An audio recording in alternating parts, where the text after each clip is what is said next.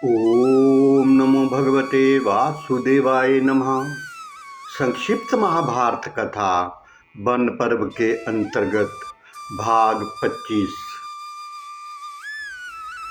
आज की कथा में भीम के सौगंधिक वन में पहुंचने पर यक्ष राक्षसों से युद्ध होना तथा युधिष्ठिर आदि का भी वहां पहुंच जाना और सब का वापस लौटना तथा जट असुर वध।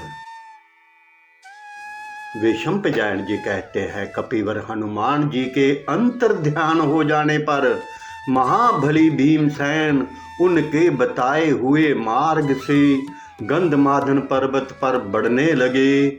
मार्ग में वे हनुमान जी के विशाल विग्रह और अलौकिक शोभा का तथा दशरथ नंदन भगवान श्री राम के महात्म्य और प्रभाव का चिंतन करते जाते थे। सौगंधिक वन को देखने की इच्छा जाते हुए उन्होंने मार्ग में रमणीय वन और उपवन देखे तथा तरह तरह के पुष्पित वृक्षों से सुशोभित सरोवर और नदियां देखी। इसी प्रकार और आगे बढ़ने पर वे कैलाश पर्वत के समीप कुबेर के राजभवन के पास एक सरोवर के निकट पहुंचे। भीमसेन ने वहां पहुंचकर उसका निर्मल जल जी भर कर पिया। महात्मा कुबेर इस सरोवर में जल कीड़ा किया करते थे।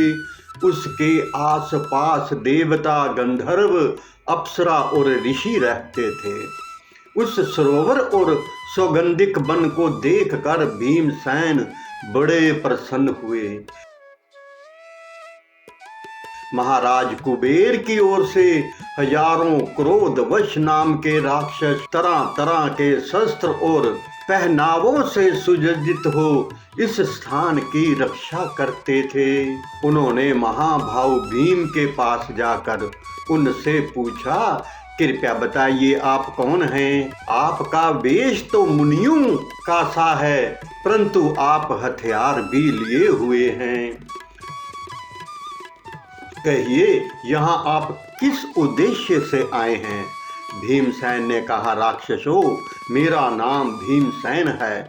मैं धर्मराज युधिष्ठिर से छोटा महाराज पांडु का पुत्र हूँ। मैं भाइयों के साथ आकर विशाला में ठहरा हुआ हूँ। यहाँ से वायु से उड़कर एक सुंदर सौगंधिक पुष्प हमारे निवास स्थान पर गया था। उसे देखकर द्रौपदी को वैसे ही और फूल लेने की इच्छा हुई, इसी से मैं यहाँ आया हूँ। राक्षसों ने कहा, पुरुष प्रवर, ये यक्षराज कुबेर का प्रिय कीड़ा स्थान है। यहाँ मरण धर्मा मनुष्य विहार नहीं कर सकता। यहाँ देव ऋषि, यक्ष और देवता भी यक्षराज से आज्ञा लेकर ही जलपान और विहार आदि कर पाते हैं। फिर आप उनका निरादर करके बल्लत कमल क्यों लेना चाहते हैं? और ऐसा अन्याय करने पर भी अपने को धर्मराज का भाई कैसे कहते हैं? आप महाराज की आज्ञा ले लीजिए, फिर जल भी पी सकेंगे और कमल भी ले जा सकेंगे। नहीं तो आप कमलों की तरफ झांक भी नहीं सकते। भीमसेन बोले, राक्षसों, राजा लोग मांगा नहीं करते, यही सनातन धर्म है और मैं किसी भी प्रकार क्षात्र धर्म को छोड़ना नहीं चाहता। ये सुरम्य सरोवर पहाड़ी झरनों से बना है। इस पर कुबेर के समान ही सबका अधिकार है। ऐसे सर्वसाधारण के पदार्थों के लिए कौन किससे याचना करे? ऐसा कहकर भीमसेन उन राक्षसों की उपेक्षा कर स्नान करने के लिए उस सरोवर में उतर पड़े। तब सब राक्षसों ने उन्हें रोका और वह एक साथ ही शस्त्र उठाकर उन पर टूट पड़े। भीमसेन ने भी अपने यमदंड के समान सुवर्ण मंडिता भारी गदा उठाकर ठहरो ठहरो ऐसा चिल्लाते हुए उन पर आक्रमण किया। इससे राक्षसों का रोष भी बढ़ गया और वे चारों ओर से घेर कर उन पर तोमर और पिट्ठ आदि अस्त्रों शस्त्रों की वर्षा करने लगे।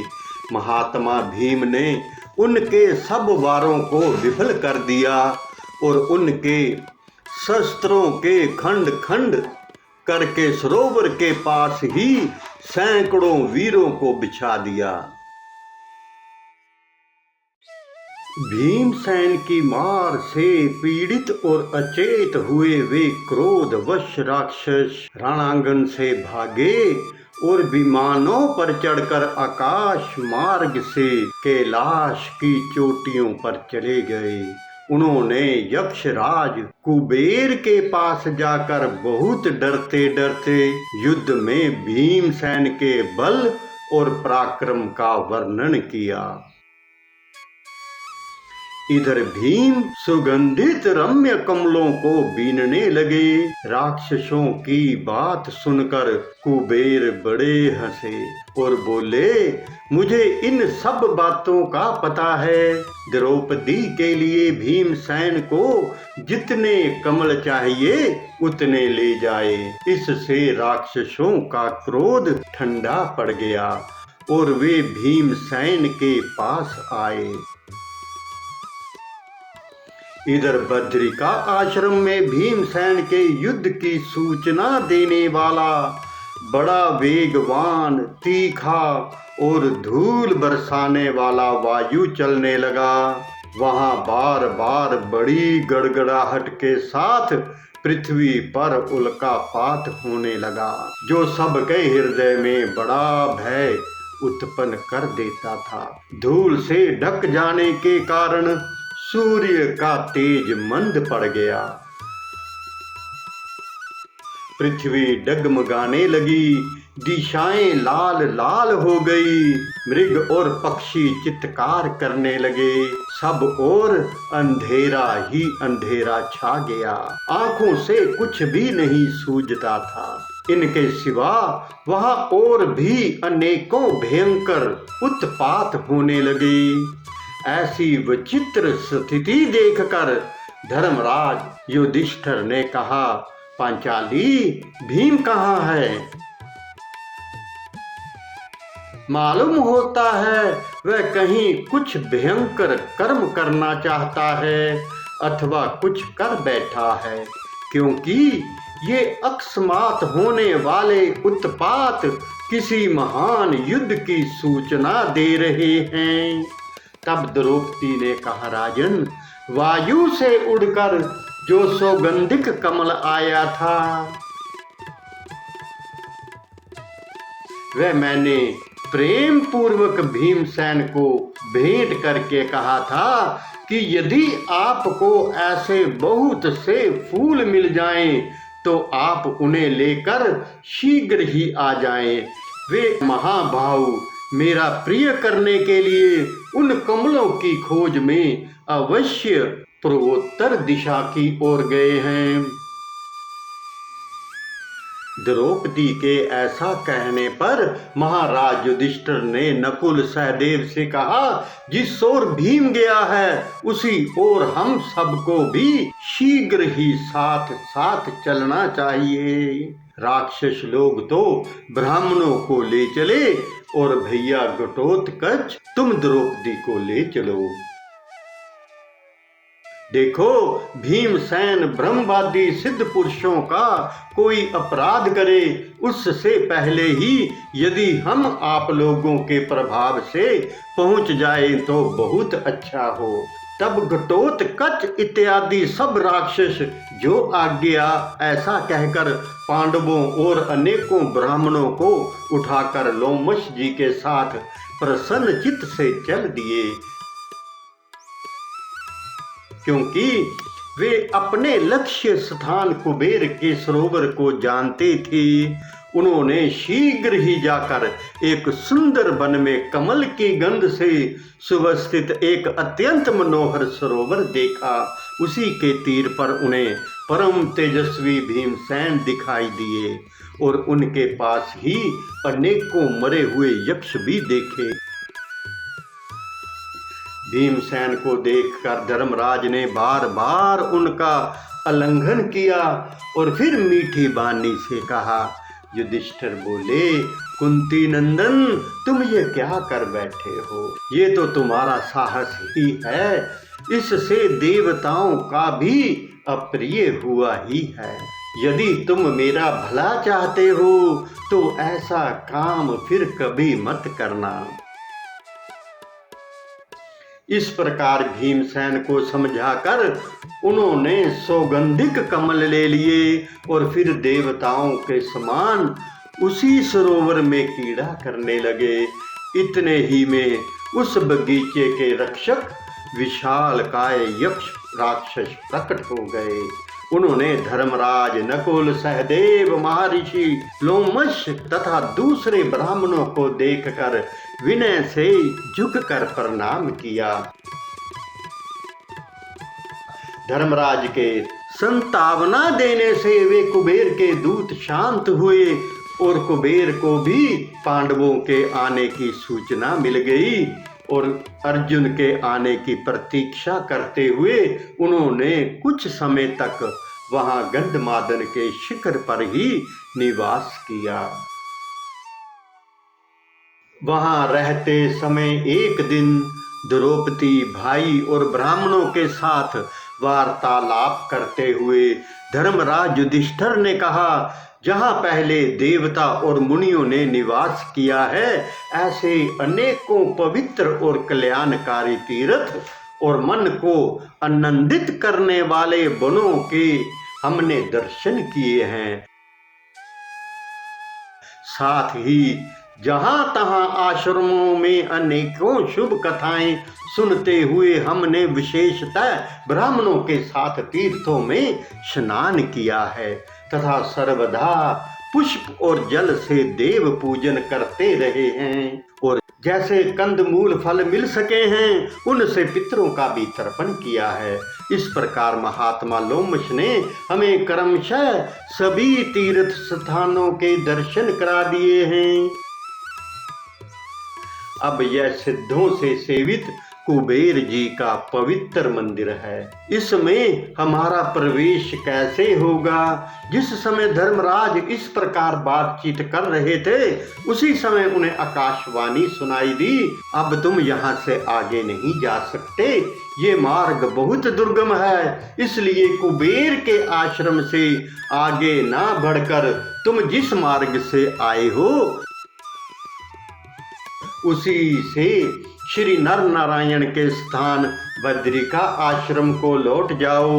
वहां से तुम सिद्ध और चारणों से सेवित वृषपर्वा के आश्रम को जाना, जो बड़ा ही रमणीक और सिद्ध एवं चारणों से सेवित है। फिर उसे पार करके तुम अरिष्टेशन के आश्रम में निवास करना। उससे आगे जाने पर तुम्हें कुबेर के मंदिर के दर्शन होंगे। इसी समय वहां दिव्य गंधमय पवित्र और शीतल वायु बहने लगा और पुष्पों की वर्षा होने लगी। उस अत्यंत आश्चर्य में आकाशवाणी को सुनकर राजा युधिष्ठिर महर्षि धौम्य की बात मानकर वहां से लौटकर श्री नर नारायण के आश्रम में आ गए। देव योग से एक समय धर्मराज के पास एक राक्षस आया और मैं समस्त शास्त्रवेताओं में श्रेष्ठ और मंत्र विद्या में कुशल ब्राह्मण हूँ, ऐसा कहकर वह सर्वदा पांडवों के धनुष और तर्कस तथा द्रौपदी को उड़ा ले जाने की ताक में उन्हीं के पास रहने लगा। उस दुष्ट का नाम जटासुर था।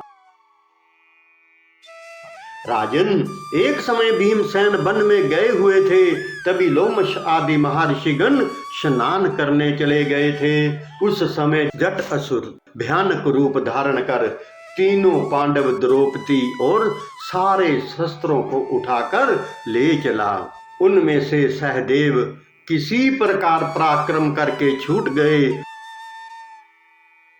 उस राक्षस से अपनी कौशिकी नाम की तलवार छीनकर जिस ओर भीमसेन गए थे उस ओर आवाज लगाने लगे।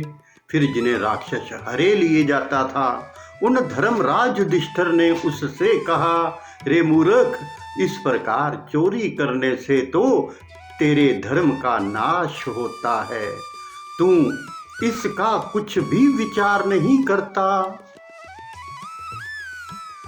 तुझे सब प्रकार धर्म का विचार करके ही काम करना चाहिए।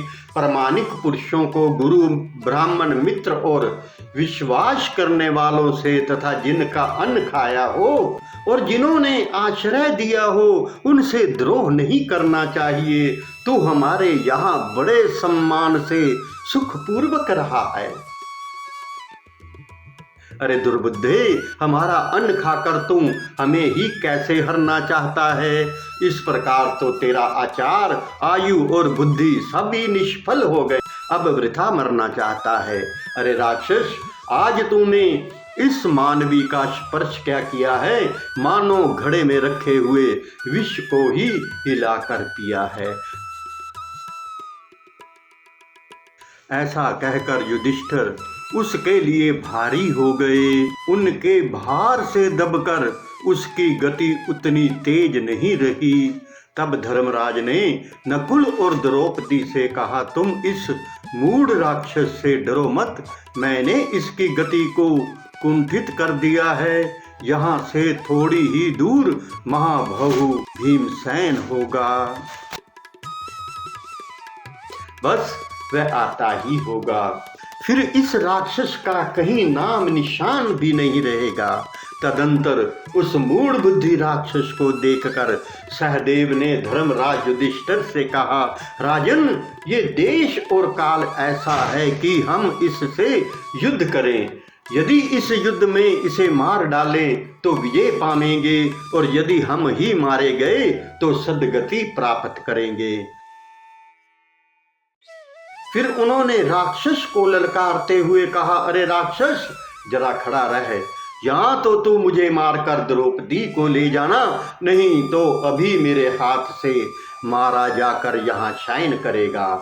माद्री कुमार सहदेव ऐसा कह ही रहे थे कि अकस्मात ब्रजधारी इंद्र के समान गदाधारी भीमसेन दिखाई दिए।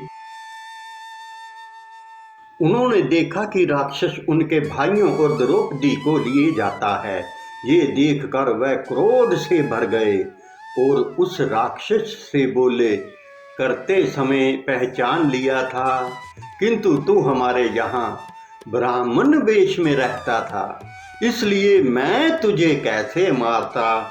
ये राक्षस है, ऐसा जान लिया जाए तो भी बिना अपराध के मारना उचित नहीं है। जो बिना अपराध के मारता है वह नरक में जाता है। मालूम होता है आज तेरी मौत आ गई है, इसी से तुझे ऐसी कुबुद्धि उपजी है। अवश्य अद्भुत कर्मा काल ने ही तुझे कृष्णा को हरण करने की बात सुझाई है। अब तू जहाँ जाना चाहता है वहाँ नहीं जा सकता, बल्कि तुझे बक और हडिम्बा के रास्ते से जाना होगा। भीमसेन के ऐसा कहने पर काल की प्रेरणा से वह राक्षस डर गया और उन सब को छोड़कर वह युद्ध करने के लिए तैयार हो गया। क्रोध से उसके होठ कांपने लगे और उसने भीमसेन से कहा, अरे पापी, तूने जिन जिन राक्षसों को युद्ध में मारा है उनके नाम मैंने सुने हैं। आज तेरे ही खून से मैं उनका तर्पण करूंगा। फिर उन दोनों में बड़ा भयंकर बहुयुद्ध होने लगा। तब दोनों माद्री कुमार भी क्रोध से भरकर उस पर टूट पड़े, परंतु भीमसेन ने हंसकर उन्हें रोक दिया और कहा कि मैं अकेला ही इसके लिए बहुत हूँ, तुम अलग रहकर हमारा युद्ध देखो। बस अब वह दोनों वीर आपस में होड़ बंधकर बहुयुद्ध करने लगे। जैसे देव और दानव एक दूसरे की वृद्धि सहन ना होने से भिड़ जाते हैं, उसी प्रकार भीमसेन और जट असुर भी एक दूसरे पर चोटें करने लगे। जिस प्रकार पहले स्त्री की इच्छा से बाली और सुग्रीव का संग्राम हुआ था, उसी प्रकार इन दोनों का भी वृक्ष युद्ध होने लगा, जिससे वहां के अनेकों वृक्ष उजड़ गए। फिर उन्होंने वज्र के समान वेग वाली शिलाओं से लड़ना आरंभ किया। अंत में वे आपस में एक दूसरे पर घूसों की वर्षा करने लगे। इसी समय भीमसेन ने जट असुर की गर्दन पर बड़े वेग से मुक्का मारा, जिससे वह राक्षस बहुत ढीला पड़ गया। उसे थका हुआ देख भीमसेन ने उसे पृथ्वी पर दे मारा और उसके सारे अंग चूर चूर कर दिए। फिर कोहनी की चोट से उसका सिर धड़ से अलग कर दिया। इस प्रकार उस राक्षस का वध कर भीमसेन युधिष्ठिर के पास आए। उस समय मरुदगण जैसे इंद्र की स्तुति करते हैं, उसी प्रकार ब्राह्मण लोग भीमसेन की प्रशंसा करने लगे। ओम नमो भगवते वासुदेवाय नमः। एक विनम्र निवेदन है कि संपूर्ण महाभारत की रोचक एवं ज्ञानवर्धक कथाओं का आनंद लेने के लिए आप हमारे YouTube चैनल कहना सेवा के साथ जुड़ें तथा अपने सभी मित्रों को भी हमारे चैनल को लाइक और सब्सक्राइब करने के लिए आज ही आमंत्रित करें। आपके मित्र भी इन कथाओं का आनंद लें। धन्यवाद। हरे कृष्ण कृष्ण कृष्ण हरे हरे, हरे राम राम राम हरे हरे। जय श्री कृष्ण।